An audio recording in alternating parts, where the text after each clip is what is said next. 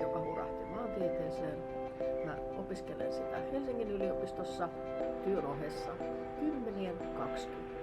joukossa. Ja sit mä jaan sitä matsaa tällä videolla. Tällä viikolla mä osallistuin ensimmäistä kertaa elämässäni kaavakävelyyn.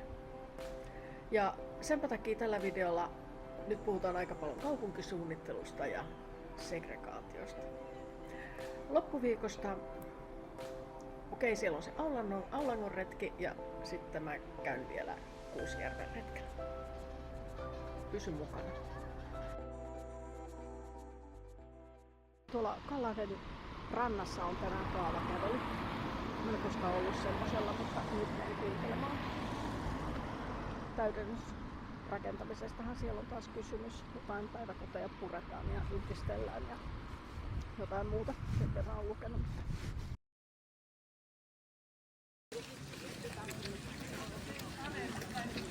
Lopputulema oli, että sieltä tulisi älyttömän hieno päiväkoti. Sitten tulisi sinne merenrantaan yksi ehkä 5-kerroksinen kerrostalo ja sitten rivitaloasumista. Ja kaikki uusi asuminen tulisi niin kuin omistusasumisena. Tarkoitus on lisätä alueen houkuttelevuutta ja siihen keinoina nimenomaan tää älyttömän hieno päiväkoti. Sitten merenrannalle se kerrostalo ja sitten rivitaloasuminen. Aika hyvin just niitä semmosia asioita, mitä siellä meidän projektikurssilla käytiin läpi. Olen juuri noita asioita opiskellut. Siltä varalta, että sä ihmettelet, miksi iso päiväkoti, kun siitä jo aika moni on kysynyt, niin tarkoitus on yhdistää vain ne rakennukset. Eli jokaisella lapsiryhmällä tulee olemaan omat tilat sieltä. Eli ei tule jättiläispäiväkotiin. Mä kerron vähän lisää taustoja. Siltä varalta, että sä et tunne Helsinkiä, niin Vuosaari on itäinen kaupunginosa Helsingissä. Se on iso, siellä on 40 000 asukasta. Eli se on samankokoinen kuin Rauma, itse asiassa vähän suurempi. Se on suurempi kuin Kajaani ja se on paljon suurempi kuin Savonlinna. Kallahti on asuinalue Vuosaaressa ja Kallahdessa asuu semmoinen 5-6 000 asukasta. Ja iso kuva Helsingissä tällä hetkellä on se, että Helsinki kasvaa hirveät vauhtia. Helsinki muuttaa 10 000 uutta asukasta joka vuosi. Ja kaikille näille ihmisille pitää rakentaa asunto. Tietenkin, jotta jokaisella olisi koti, mutta myös sen takia, että asunnon hinnat ei lähtisi nousemaan kohtuuttomasti, jotta helsinkiläisillä olisi varaa asua Helsingissä.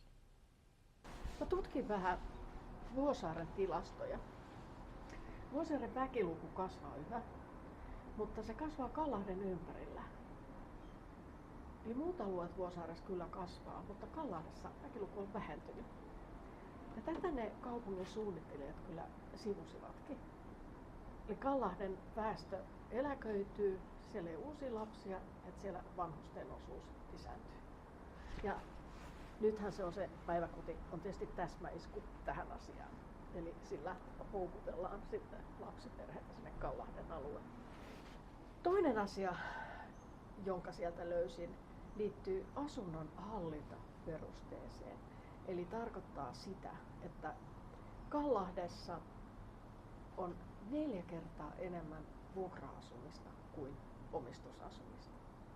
Kun se muualla Vuosaaressa se on noin puolet ja puolet. Ja tämänpä takia sitten tietenkin se uusi täydennysrakentaminen tulee olemaan omistusasumista. No minkä takia se sitten on tärkeää, että asuinalueella sekoitetaan? No, sillä pyritään ehkäisemään segregaatiota, mikä tarkoittaa sitä, että etteivät erilaiset ihmisryhmät eriytys toisistaan liian paljon. No, ja voidaan sanoa, että jotta ei syntyisi sellaisia niin kuin huono-osaisten asuinalueita, mikä kuulostaa musta hullulta, koska kyllähän vuokralla voi asua monestakin syystä ja se ei tee kenestäkään yhtään sen huonompaa. Mutta sitten sitä perustellaan myös niin kuin palvelun tarjoamisella, eli kun on erilaisia asukkaita erilaisista taustoista, niin kulutuskysyntä on erilaista ja se vaikuttaa sitten palvelutarjontaan sillä alueella ja ikään kuin tukee lähituotantoa. Olisi erilaisia vaihtoehtoja, asumisvaihtoehtoja ihmisen eri elämänvaiheessa. Eli saattaa olla perhe, joka asuu omistamassaan asunnossa, kun tulee avioero, niin ei aina pystytä ostamaan 2 uutta omistusasuntoa. Tai sama se, että jos nuori muuttaa kotoaan pois ja voidakseen jäädä jollekin alueelle, niin olisi kiva, että siellä olisi myös vuokra-asumista. Mun mielestä viime aikoina Helsingissäkin on kyllä puhuttu sitä, että kyllähän meidän alueet on aika eriytyneitä. Mun mielestä ne on eriytyneitä. Ja pystytäänkö siihen enää vaikuttamaan? Tuommoinen alue tai semmoisen alueen niin kuin stigma on kauhean voimakas. Kun se leima kerran saa, niin siitä on tosi vaikea päästä eroon. Mutta onhan se varmaan hyvä, että ei sitä nyt sit ainakaan vahvisteta.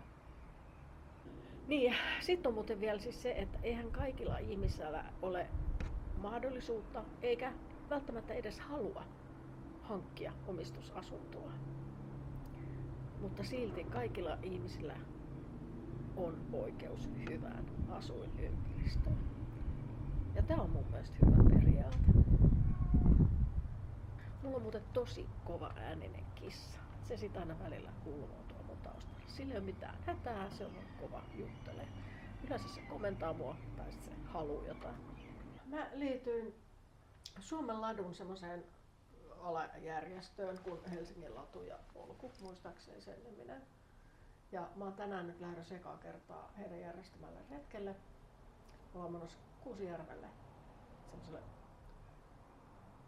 päiväpatikalle. Ja nyt mä ihmettelen, että mitä mun pitää ottaa sinne mukaan. Tietenkin joku takki päälle, vesipullo. Mut sit sinne pitää ottaa eväitä. Mä ostin itse asiassa rahkalettuja, kun mä ajattelin, että musta se olisi niinku ihan mielettömän hyvä idea. Niinku eväänä. Jotain hedelmää ostaa. Sitten varmaan aurinkorasvaa. Tarviiko siellä hattu?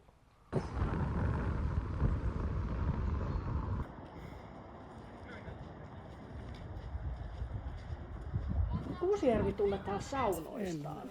Mä oon joskus käynyt täällä talviuinnilla. Mut siis onhan täällä vaikka mitä muutakin.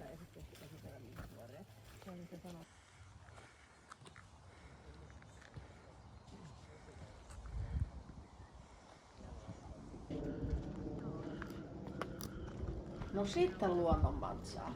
Siinä on ensinnäkin siirtolohkari, jonka mannerjäätikkä on kuljettanut tuohon jostain. Mut katso miten makee pakkasrapautuminen. Tuon kiven sisään on jotenkin päässyt vettä. Ja sitten kun vesi jäätyy, niin sehän laajenee. Ja se vesi on pikkuhiljaa, se on murtanut tuota kiveä, kunnes se on sitten lopulta lohjennut tollain. Sitten tuossa vieressä täällä, niin täällä on ihan samanlainen, samansuuntainen tämmöinen pieni lohko. Siinä on varmaan käynyt ihan samanlainen rapautuminen. Mä liityin siihen Helsingin latu ja polkuun pari viikkoa sitten. Ja se ensimmäinen retki oli tuo Kuusijärven retki. Samalle viikolle sattui vielä toinenkin. Lauantai koko päivän retki oli järjestetty Aulangolle. No mä ilmoittaudun siihen, mutta se oli täys. Mä pääsin jonotuslistalle, mutta nyt mä sain sähköpostiviestin, että mä mahdunkin mukaan. Lähdettiin sitten lauantai-aamusta Aulangolle. Se oli hieno evä. Mä näytän.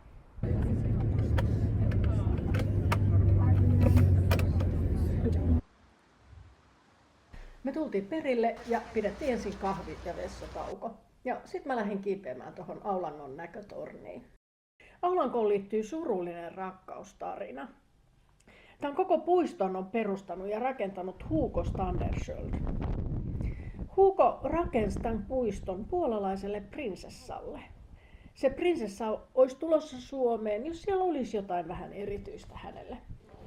No, puistoa oli rakentamassa toista 100 henkilöä ja kun se lopulta tuli valmiiksi, niin prinsessa olikin muuttanut mielensä eikä se sitten tullutkaan Hugon luo. Voi Hugo parka.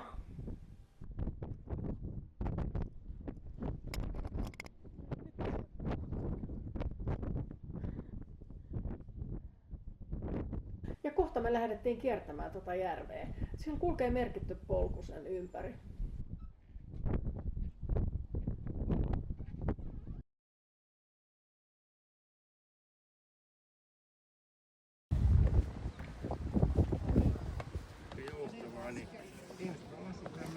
Olihan meitä aikamoinen letka. No yksi pussillinen.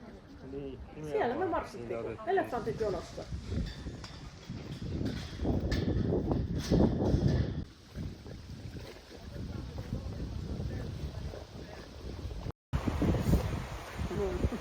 Otanko teitä? Hei, vilkuttelkaa. Tämä on kiva. Sibelius kävi Aulanolla inspiroitumassa. Näkötorni on tuolla vastaanolla. Tähän viikkoon mahtuu näitä retkiä. Oli vähän haipokkaa, mutta ei mulla joka viikko ole näin paljon meno. Kissa. Mä lopetan tämän videon nyt. Hei, kiitos kun katsoit tänne asti. Mun täytyy mennä palvelemaan tota kisua. Nähdään seuraavalla videolla. Moi!